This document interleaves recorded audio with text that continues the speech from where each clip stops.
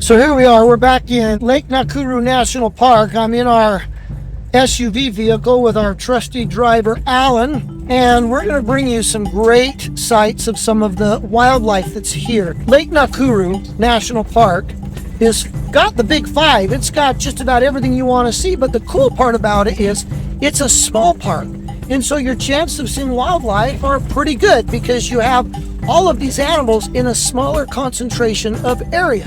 It is during the rainy season. I just want to tell all of you out there who think you need to avoid seeing wildlife or going on safari in the rainy season. But here's the thing, there's less people, less vehicles, but the animals are still here.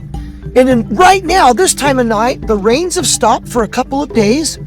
There is a few clouds in the sky, but the weather is just cool and comfortable, and we just know we're going to see some amazing wildlife. So come along and let's see what we can find. So behind me, you can see a bunch of male impalas.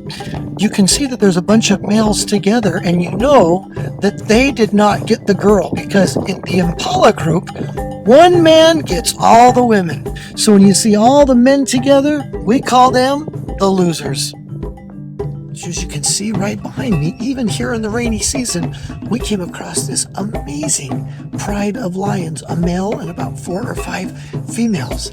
Even these amazing sights can be had when you go on your safari in the rainy season. There's that beautiful secretary bird. My favorite bird in Africa. It stands about 2 feet tall.